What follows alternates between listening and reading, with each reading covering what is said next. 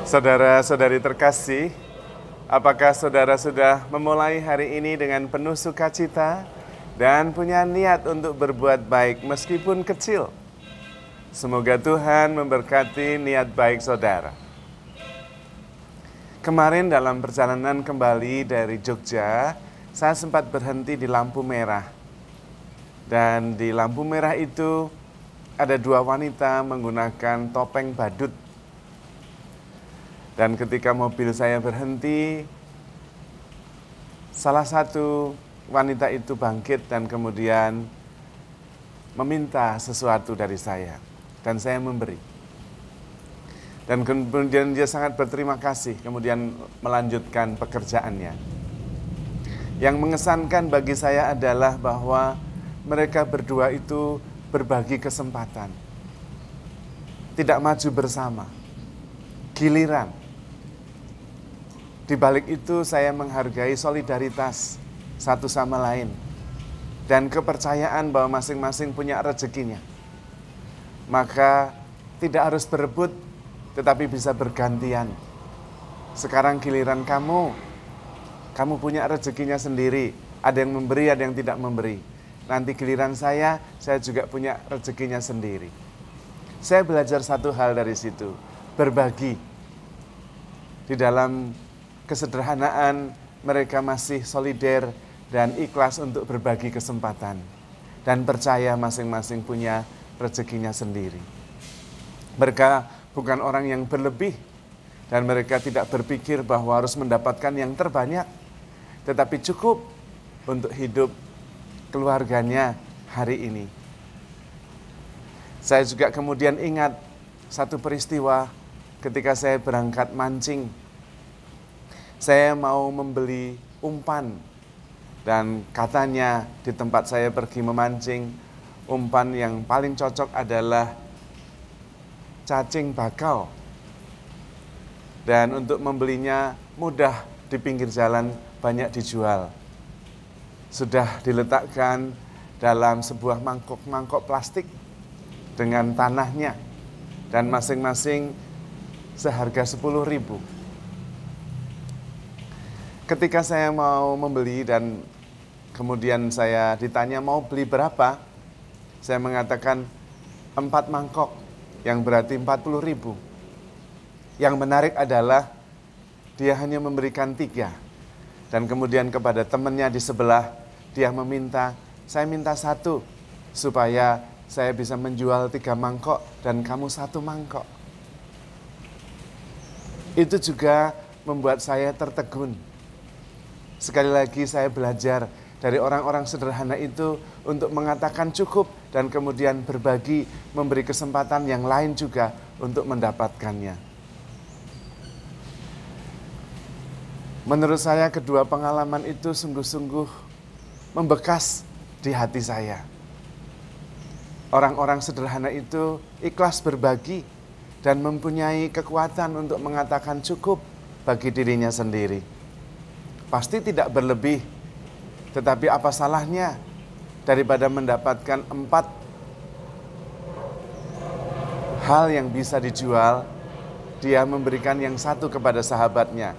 Sehingga dia menjual 3, sahabatnya menjual 1. Berbagi rezeki.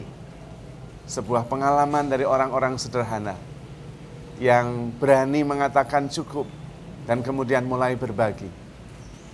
Dalam permenungan saya, memang yang paling penting hidup ini adalah berbagi, bukan untuk diri sendiri. Yang namanya cukup itu relatif. Ada yang cukup dengan 100.000, ada yang tidak cukup dengan 20 juta. Tergantung kita. Dan kalau ingin memenuhi keinginan hati, keinginan yang tak terkendali, itu seperti jurang tanpa dasar. Berapapun tidak cukup. Karena itu kaya dan miskin juga relatif. Kaya tidak berarti mempunyai banyak, tetapi membutuhkan sedikit dan memberi banyak. Menurut saya dia berkelimpahan dan kaya. Tetapi kalau mempunyai banyak saja dan tidak berbagi, bisa jadi memang dia punya banyak, tapi kebutuhannya juga banyak. dan kemudian juga tidak tercukupi. Maka kita harus mengerti, how much is enough? Apa artinya cukup? Dan sebetulnya kita hanya membutuhkan sedikit sekali untuk hidup. Tetapi memang untuk gaya hidup tidak ada batasnya, tidak pernah puas. Namun apapun juga gaya hidup kita, hidup itu tetap asyik. Karena Tuhan itu asyik. Tuhan memberi kesempatan kepada kita semua untuk bisa menjadi bijaksana. Untuk bisa merasa cukup, untuk bisa berbagi, dan memperoleh pemenuhan hidup kita secara seimbang. Kita mempunyai banyak kebutuhan, tetapi kalau kita berani mengatakan cukup, maka kita kemudian berlimpah-limpah dan mulai berani untuk berbagi. Dan ternyata semakin berbagi, semakin terpenuhi apa yang kita harapkan. Karena memang hidup kita ini untuk memberi dan untuk berbagi. Karena kalau kita ditanya sebetulnya apa yang kita inginkan, mungkin kita tidak bisa menjawab secara langsung. Saya membayangkan kalau semua yang kita inginkan sudah ada di hadapan kita, apa saja itu yang pernah kita bayangkan dan tidak pernah kita bayangkan, semua sudah ada. Lalu saya tanya, sekarang semua sudah ada, apa yang kamu inginkan lagi? Mungkin tidak bisa menjawab.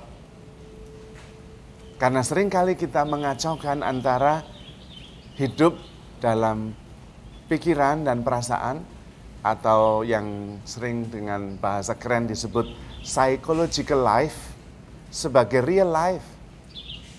Dua hal yang berbeda.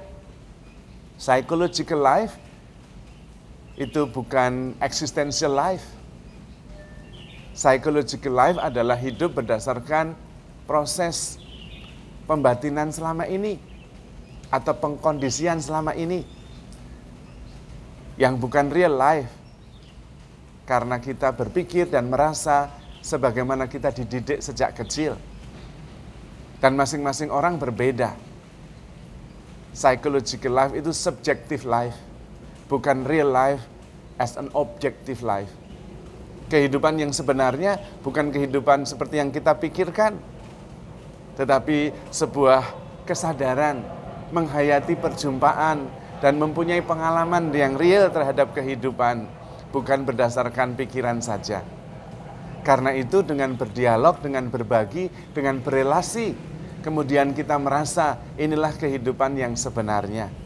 Bukan sekedar kehidupan yang saya inginkan, yang saya pikirkan, yang saya rasakan.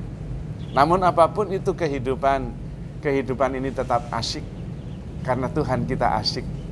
Tuhan begitu mencintai kita, menemani kita, memberi kita kebebasan untuk memilih, dan membimbing dengan cara yang luar biasa bijaksana menuju kepada kesempurnaan hidup yang seimbang, dengan berbagi, dengan mengatakan cukup, dan kemudian dengan sadar akan kehidupan yang nyata, yang menakjubkan, yang indah, yang penuh berkat.